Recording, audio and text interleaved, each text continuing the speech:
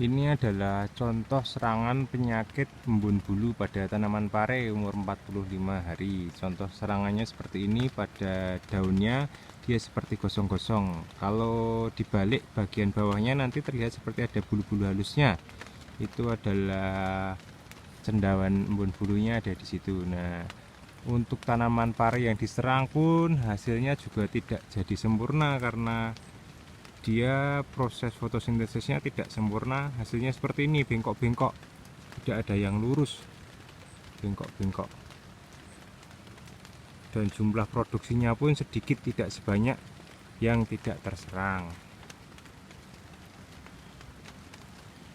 Ini yang terserang cukup banyak, apalagi setelah terkena hujan seperti ini, penyebaran embun bulunya menjadi jauh lebih cepat daripada ketika pas musim kemarau.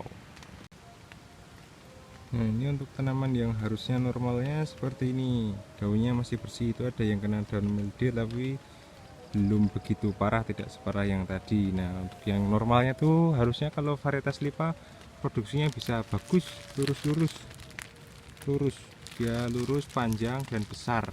Potensinya bagus sekali untuk varietas lipa ini, bisa sampai seperti ini. Untuk varietas lipa sebesarnya bisa seperti ini. Tapi kalau udah kena daun mildew ya bentuknya jadi bengkong-bengkong seperti ini.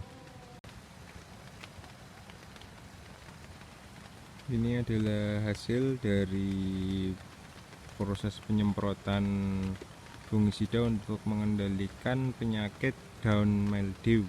Tulisannya seperti itu ya, atau di sini biasa disebut sebagai embun bulu pada tanaman pare usia 47 hari. Nah, sebelumnya ini hampir serangannya sangat cepat sekali.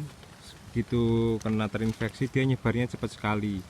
Nah, kemarin sudah saya aplikasikan proses penyemprotan fungisida berbahan aktif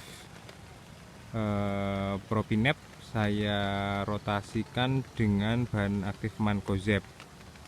Nah, ini udah penyemprotan kedua, alhamdulillah persebarannya cukup berkurang. Bisa dilihat ini adalah daun-daun baru, daun-daun muda yang dia itu bersebelahan dengan daun yang sudah terinfeksi penyakit embun bulu. Alhamdulillah ini tidak tertular, karena kalau diperhatikan pada penyemprotan kedua ini di bagian belakang sini karena sporanya dari bagian bawah daun itu sudah mati. Kalau ini bisa di zoom nanti kelihatan sporanya itu udah mati, bulu-bulu halusnya itu sudah nggak begitu terlihat seperti itu. Semoga informasi ini bisa jadi bermanfaat bagi sedulur-sedulur semua yang juga menanam pare dan juga sedang menghadapi masalah terserang hama embun bulu. Dan untuk penyakit cendawan embun bulu ini nggak bisa disembuhkan ya, nggak bisa sembuh. Pokoknya kalau udah terkena ya udah bless kayak gitu aja. Nah, terus kita cuma bisa mengendalikan, fokusnya kepada tanaman yang belum tertular. Jadi kalau misalnya satu lahan udah ada yang tertular, nah itu udah, ya udah itu udah selesai gitu, gitu aja ya. Kita harus fokus ke tanaman-tanaman yang baru-baru akan tertular seperti ini. Jadi kalau udah ditemukan ada yang bintik-bintik kuning kayak gini, udah nggak usah kompromi lagi, langsung semprot pakai fungisida. Fungisidanya boleh terserah, kalau saya pakainya Mancozeb sama Propinep. Nanti kalau ada rezeki mau pakai apa namanya tembaga hidroksida, karena katanya bagus juga untuk apa namanya penyakit daun mildew ini atau embun bulu. Kalau tidak bisa disembuhkan, terus gimana bisa tahu bahwa proses pengendalian fungisida kita itu efektif? Nah, kita bisa lihat dari persebarannya saja. Jadi bisa dilihat itu adalah ya tadinya kena daun mildew yang udah parah sampai kering itu di daun batang utama saya. Terus saya kendalikan dengan bahan aktif Mancozeb dan Propinep.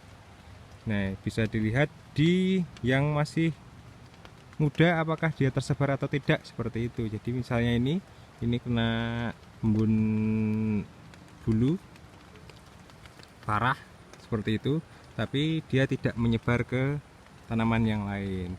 Nah, tanaman yang ini, daun yang ini dia udah tamat, ini dia nggak bisa terus kembali lagi hijau, nggak bisa, dia udah seperti ini, udah nggak ada.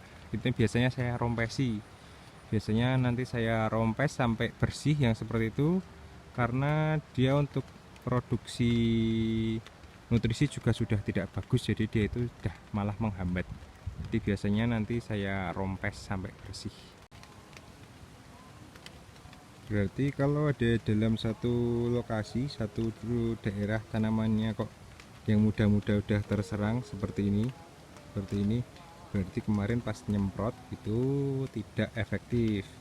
Artinya pada bagian-bagian itu tidak terkena fungisida, atau pada bagian induknya yang banyak itu sana itu kemarin tidak kena fungisida, jadi dia sporanya masih menyebar, tidak mati seperti itu.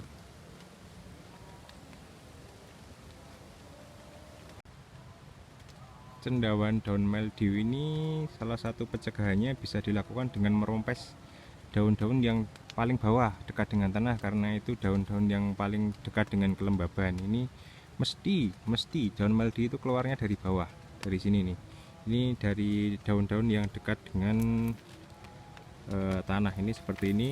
Harusnya dulunya dirompesi, tapi kemarin saya tidak rompes, telat, jadi dia terserang daun mildew seperti ini. Dia mulainya mesti dari bawah seperti ini, dari bawah, nggak langsung ke atas. Kalau atas itu kan biasanya dia relatif lebih kering, jadi dia jarang kena daun mildew, tapi dia mulainya dari bawah terus naik. Ini kalau udah parah udah nggak bisa dikendalikan.